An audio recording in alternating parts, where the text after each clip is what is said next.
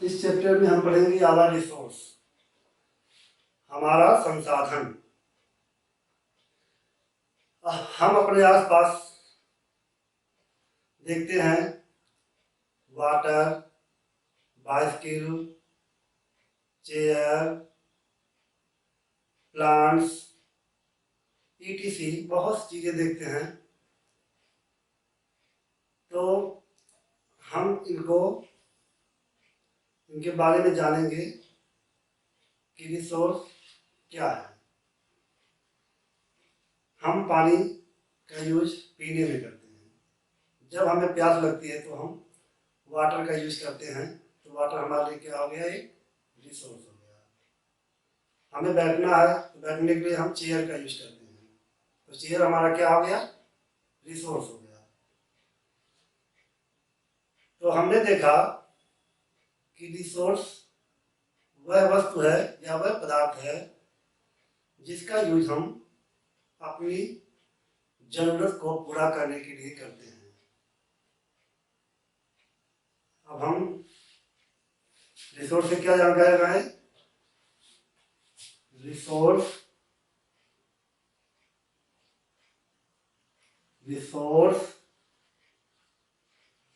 is that things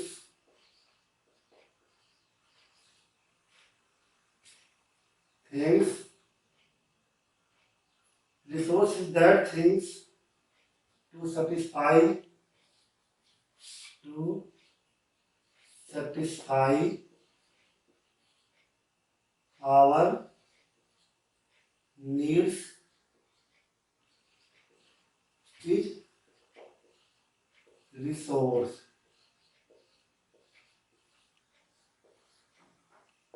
तो ये हमारी डिफिनेशन भी बन गई कि resource is that things to satisfy our needs is resource. Resource वह चीज है जो हमारी जरूरतों को पूरा करे। तो हम इसके मतलब को समझा कि रिसोर्स क्या होते हैं। अब हम देखेंगे कि यह टर्म कहाँ से लिया गया है।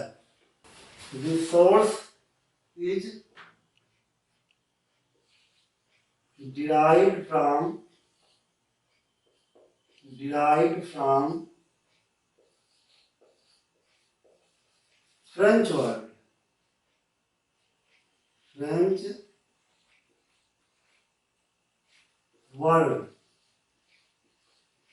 कहाँ से लिया गया है? फ्रेंच वर्ड से लिया गया है, रिसॉर्डर।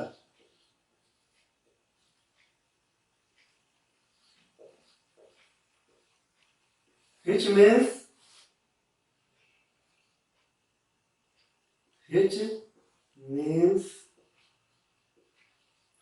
right again,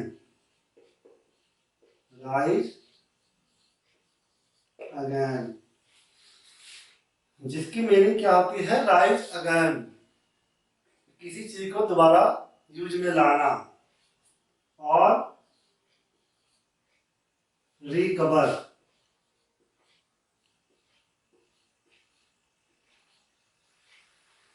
तो हमने देखा कि ये कहाँ से लिया गया है रिसोर्स, हमारा फ्रेंच वर्ड से लिया गया है। किस वर्ड से? फ्रेंच वर्ड से। वर्ड है रिसॉर्डर, which means राइट अगेन और रिकवर, जिसका मतलब होता है कि उसको दोबारा प्राप्त करना या उठाना। तो हमने समझा कि रिसोर्स हमारे क्या होते हैं। तो क्वेश्चन पहला आपका पुटअप होगा कि व्हाट इज अ रिसोर्स। तो एनीथिंग इज रिसोर्स, हम उस सब चीजों को कहेंगे जो हमारी जरूरतों को पूरा करेगा। तो एक वर्ड है टू सेटिस्फाई आवर नीड, ये रिमेंबर करना, टू सेटिस्फाई आवर नीड, जो हमारी जरूरतों को पूरा करेगा उसी को हम रिसोर्स कहेंगे। इस नेचर में हमारे बहुत सारे रिसोर्स हैं, लेकिन जिससे हमारी जरूरतें पूरी होंगी उसी को तो हम रिसोर्स कहेंगे। तो वर्ड क्या याद करना हमें है, टू सेटिस्फाई आवर नीड, जो हमारी जरूरतों को पूरा करे वही हमारे लिए क्या होगा, रिसोर्स का काम करेगा। अब हम जानेंगे कि ये रिसोर्स हमारे जो कितने क्षेत्र में पाए जाते हैं। जैसा कि आपके एमसीक्यू में पहला क्वेश्चन है कि रिसोर्स हमारे कितने रीजन्स में पाए जाते हैं, अर्थात कितने क्षेत्र में पाए जाते हैं। तो आप ऑप्शन में टिक करिएगा 4। और हमारा कौन कौन सा है वो मैं यहाँ पे मेंशन करूंगा, आप लोग देख लेना किन किन क्षेत्रों में पाया जाता है हमारा रिसोर्स। तो हमारे अर्थ पे रिसोर्स जो है 4 क्षेत्रों में पाया जाता है। पहला हमारा कौन सा है, लिथोस्फीयर। लिथोस्फीयर।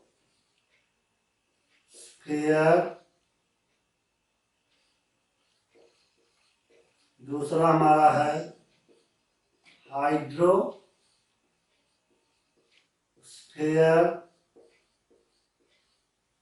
थर्ड हमारा है एटमॉस्फेयर।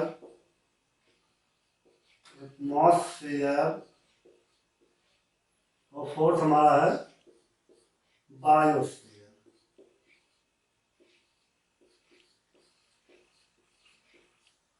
इसको हम कहेंगे स्थलमंडल,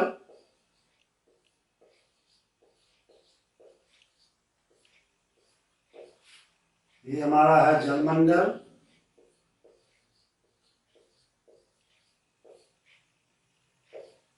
ये हमारा है वायुमंडल,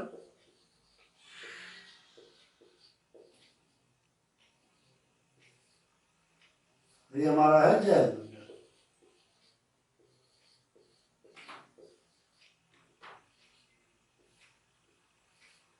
क्वेश्चन बनता है कि कितने क्षेत्र पर हमारे रिसोर्स पाए जाते हैं। तो इन्हीं 4 क्षेत्रों पर ही हमारे रिसोर्स जो है अवेलेबल है, उपलब्ध है। पहला हमारा है लिथोस्फीयर, सेकंड हमारा है हाइड्रोस्फीयर, थर्ड हमारा है एटमॉस्फेयर, फोर्थ है बायोस्फीयर। तो अभी हमने देखा कि रिसोर्स हमारे जीवन के लिए कितना उपयोगी है और वो किन किन क्षेत्रों में पाए जाते हैं, तो हमने यहाँ मेंशन कर दिया है। तो आपका एमसीक्यू यहाँ से पहला फिलअप हो जाएगा कि 4 ऐसे रीजन हैं जहाँ पे हमारे रिसोर्स पाए जाते हैं। अब हम देखेंगे value of resources. Value of resources. Value of resources, जो रिसोर्स हम लोग यूज करते हैं अपने घरों में, इन्वायरमेंट में, एवरीवेयर, हर कहीं, उसकी क्या वैल्यू है उस रिसोर्स की, तो उसके मेनली 4 वैल्यू हैं। कितने? 4 वैल्यू हैं। पहला हमारा है economical value. Economical value. Second हमारा है aesthetic value. Aesthetic value. Third हमारा है ethical value. Ethical value. And fourth हमारा है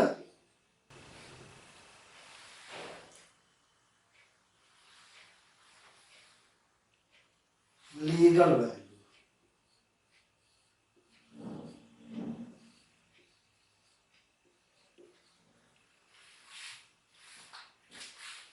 तो हम ये देखेंगे कि ये जो हमारे रिसोर्स हैं वो हमारे लिए कितना वैल्यूएबल है, कितना मूल्यवान रखते हैं। तो वो 4 तरह से हाँ वैल्यूएबल।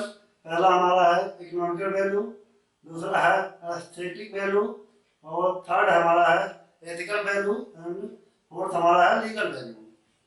सबसे पहले हम देखेंगे इकोनॉमिकल वैल्यू। इकोनॉमिकल से मतलब है पैसे से। ऐसा रिसोर्स जिस पर हम पैसे खर्च करके उस चीज को प्राप्त करते हैं, उसको हम इकोनॉमिकल वैल्यू के नाम से जानते हैं। जैसे क्रॉप्स हो गया, मिनरल्स। क्रॉप्स हमें अगर प्राप्त करना है तो हम बिना इकोनॉमिक के नहीं प्राप्त कर सकते हैं। उसी प्रकार से हमारे मिनरल्स भी हैं, बहुत सारे मिनरल्स ऐसे हैं जो हम बिना पैसे को उसको यूज नहीं कर सकते हैं। दूसरा हमारा एस्थेटिक वैल्यू। एस्थेटिक का मतलब होता है नेचर में वो चीजें जो सौंदर्य प्रदान करे। जैसे माउंटेन हो गया, माउंटेन, रिवर्स, सी, ये सब देखने में तो सुंदर लगते हैं, ये एक रिसोर्स हैं, लेकिन हम इन पे इकोनॉमिक वैल्यू नहीं देते हैं। इसमें हमारा क्या हो गया, क्रॉप्स हो गया और minerals.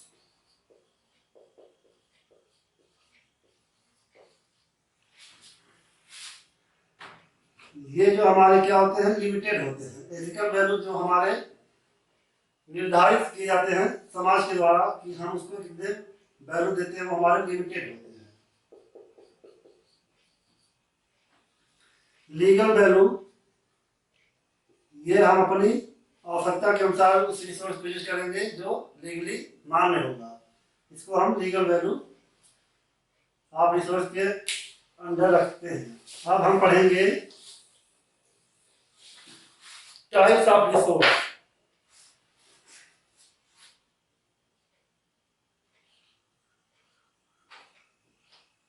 Types of resource.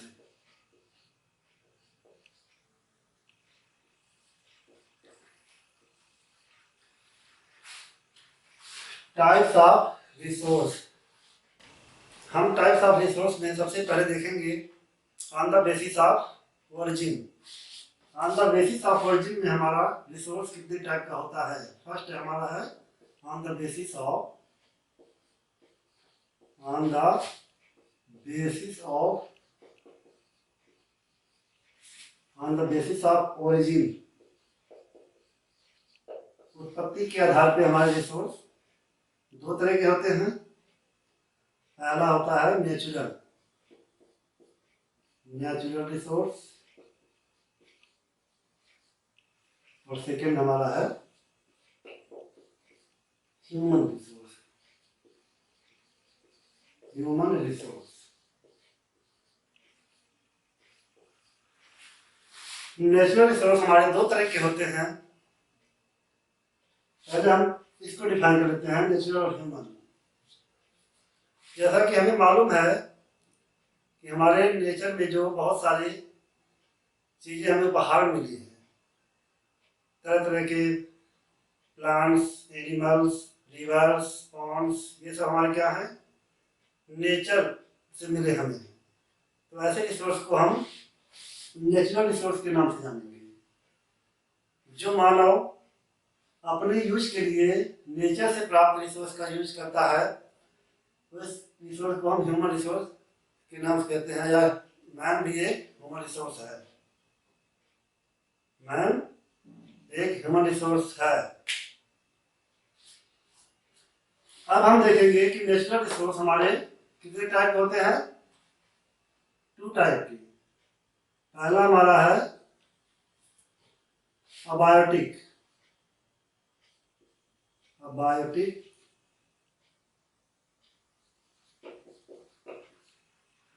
Biotic resource, और सेकेंड हमारा है बायोटिक।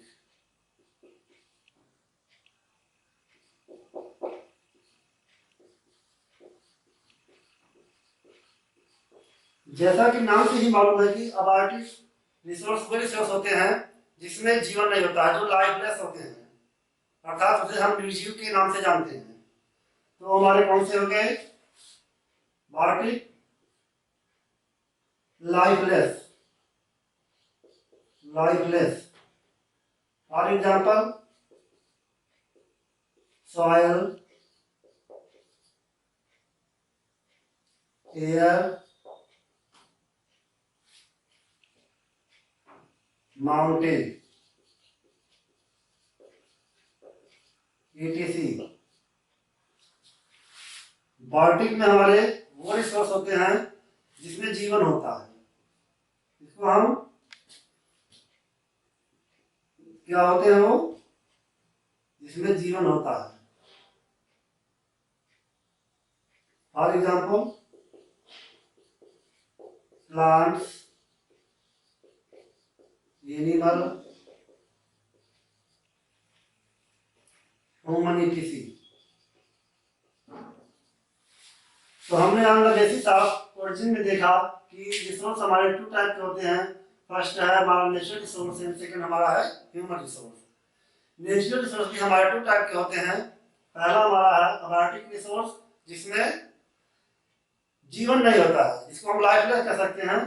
जैसे हमारे सॉइल हो गया, एयर हो गया, माउंटेन हो गया, ये हमारे कैसे रिसोर्स हैं, अबायोटिक। बायोटिक में वह रिसोर्स होते हैं जिसमें जीवन होता है, जैसे प्लांट्स हो गए, एनिमल हो गए और ह्यूमन etc। तो हमने देखा कि अंदर बेसिस ऑफ ओरिजिन हमारे रिसोर्स टू टाइप के होते हैं, उसमें से हमारे नेचुरल रिसोर्स भी टू टाइप के होते हैं। पहला है बायोटिक और दूसरा है पहला है बायोटिक, दूसरा है biotic. Man made resource, man made resource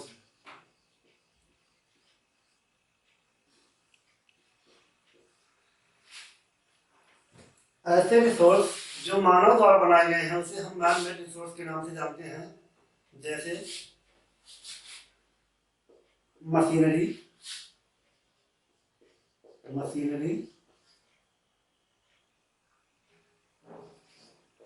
bicycle,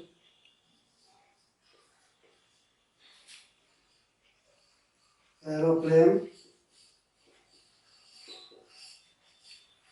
mobile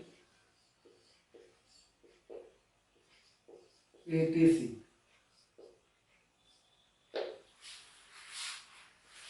इसमें मानव जो है अपने स्किल्स और नॉलेज के हेल्प से मशीन को बनाया, बाइसिकल से बनाया, एयरप्लेन बनाया, मोबाइल बनाया। तो इसको हम कह सकते हैं कि ये मैन मेड रिसोर्स है। This type of resource is called man made resource. दूसरा हम देखेंगे on the basis of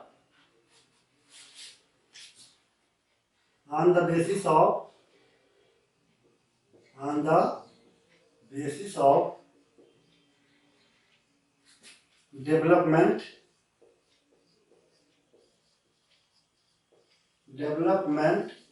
and use।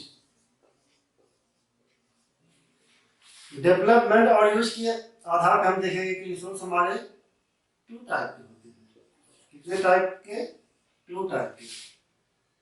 First हमारा है एक्चुअल रिसोर्स, सेकंड हमारा है पोटेंशियल रिसोर्स।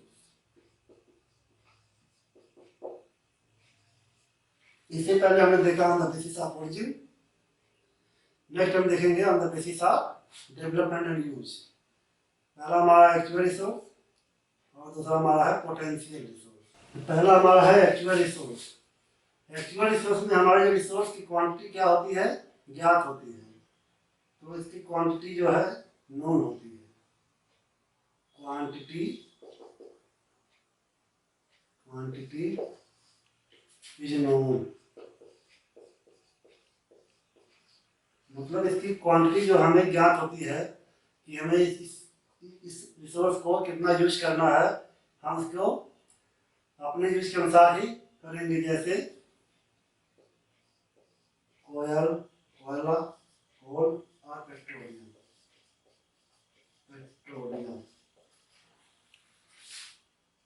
ये हमारे क्वांटिटी की नोन नहीं होती है। क्वांटिटी इज नॉट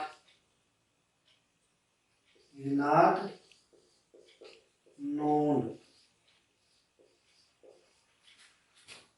जैसे सोलर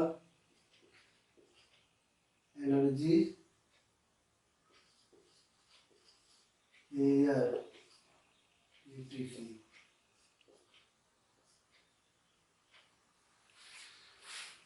तो एक्चुअल रिसोर्स हमारे वो रिसोर्स होते हैं जिनकी क्वांटिटी हमें मालूम होती है कि हमें इसका इस्तेमाल कितने टाइम के लिए करना, चूँकि हम इसको हम इन फ्यूचर जनरेशन के लिए बचा के रख सके। ऐसे रिसोर्स को हम जानते हैं एक्चुअल रिसोर्स के नाम से। ये on the basis of development and use के आधार पे है। On the basis of development and use के आधार पे हमारे रिसोर्स टू टाइप के होंगे, एक्चुअल रिसोर्स और पोटेंशियल रिसोर्स।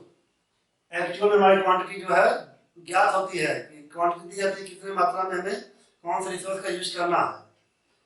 लेकिन पोटेंशियल में ऐसा नहीं होता है कि हम जितना चाहे यूज कर सकते हैं। सोलर एनर्जी से हम जितना यूज करेंगे उसका कोई प्रभाव नहीं पड़ेगा, इसलिए इसकी क्वांटिटी जो है ज्ञात नहीं होती है। अब हम नेक्स्ट देखेंगे on the basis of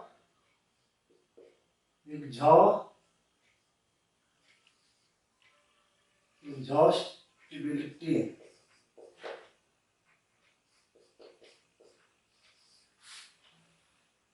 on the basis of exhaustibility resource हमारे कितने टाइप के होते हैं? 2 टाइप के होते हैं।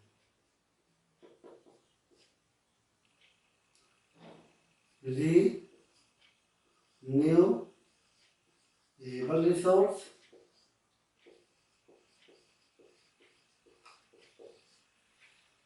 सेकेंड वाला है नॉन रिन्यूएबल रिसोर्स।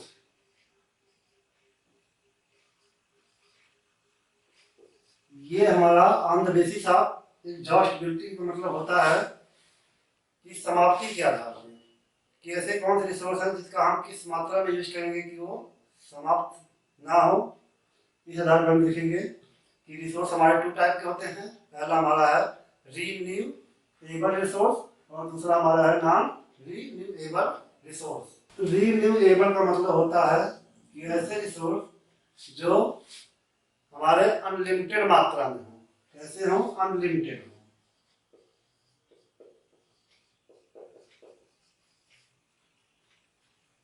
अनलिमिटेड, जैसे सनलाइट, एयर, ईटीसी।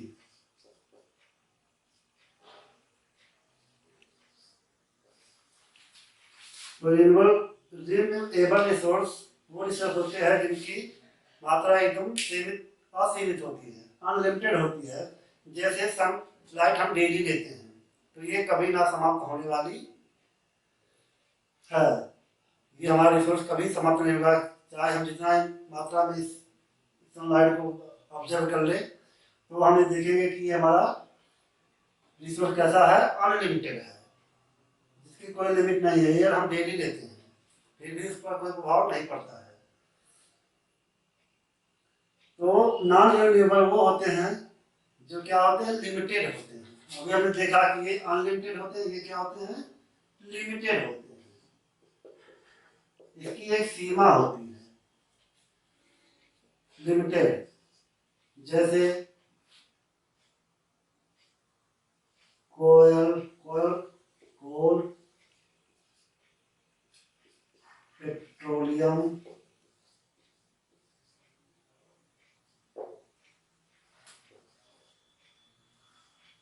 ईटीसी। हम इनको लिमिटेड क्यों कहते हैं? क्योंकि कोयला हमारा जो है एक बार यूज हो जाता है तो उसको बनाने में कम से कम 1000 वर्ष लगते हैं। कितने? 1000 वर्ष लगते हैं। इसीलिए हमें अपने फ्यूचर जनरेशन के लिए इस रिसोर्स को बचा के रखना होगा। जितने ह्यूमन की लाइफ नहीं है उसका कई गुना 10 गुना लगता है इसको बनने में। इसलिए अगर एक बार यूज हो गया तो ये दोबारा यूज नहीं होगा, इसलिए क्या है, नॉन रिन्यूएबल। ये है रिन्यूएबल, इसको हम रिन्यू भी कर सकते हैं लेकिन इसको रिन्यू नहीं कर सकते हैं। तो हमने अभी देखा on the basis of exhaustibility हमारे रिसोर्स टू टाइप के हो गए। फर्स्ट हमारा है रिन्यूएबल रिसोर्स, सेकंड हमारा है नॉन रिन्यूएबल रिसोर्स। इसमें एक प्रिंसिपल है, principle of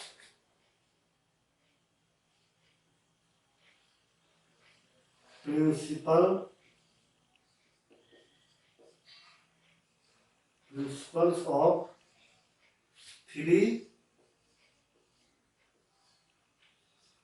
RS।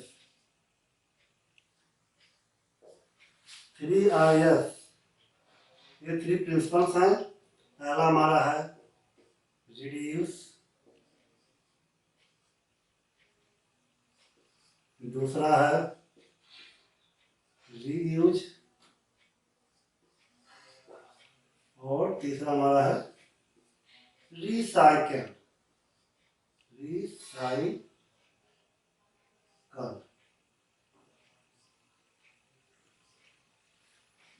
Reduce means होता है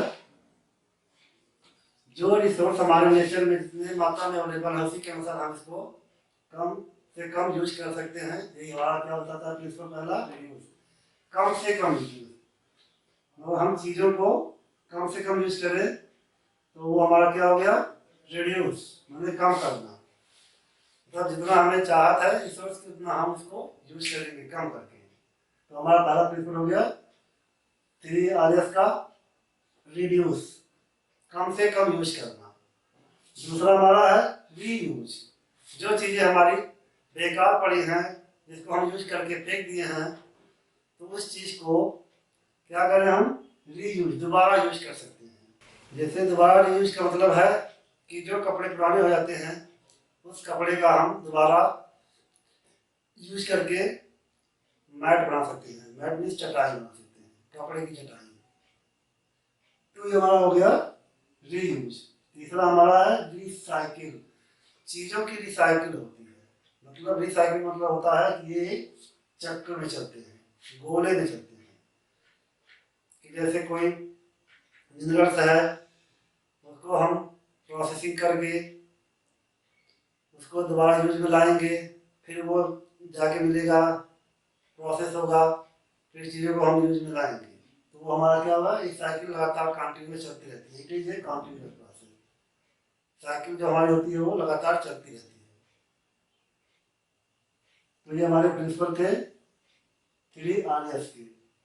तो अभी हमने पढ़ा कि हमारे रिसोर्स क्या होते हैं, रिसोर्स हमारा वर्ड कहाँ से लिया गया है, इसकी मीनिंग क्या होती है, इसके नेचर को समझा अलग अलग बेसिस के आधार पर। On the basis of development के आधार पर देखा हमने, on the basis of exhaustibility के आधार पर देखा, on the basis of skills के आधार पर देखा, मतलब ETC इस तरह से हमने देखा। तो ये रिसोर्स हमारे लिए बहुत ही इम्पोर्टेंट होते हैं, इसीलिए इसको हम बचा के रखेंगे अपने फ्यूचर जनरेशन के लिए।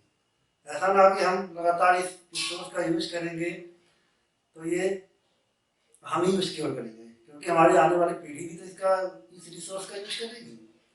इसीलिए इसको कंजर्व करने की जरूरत होती है। कंजर्वेशन, इसके आरक्षण की बात होती है कि हम इसको संरक्षित कैसे कर सके, कैसे इसको बचा सके। तो ये प्रिंसिपल में बताया गया है कि रिड्यूस करके, रीयूज करके, रिसाइकिल करके, मतलब हम चीज़ों को जितना हो सके उतना इस्तेमाल करें ताकि हमारा काम भी चल जाए और फ्यूचर के लिए बनी रहे।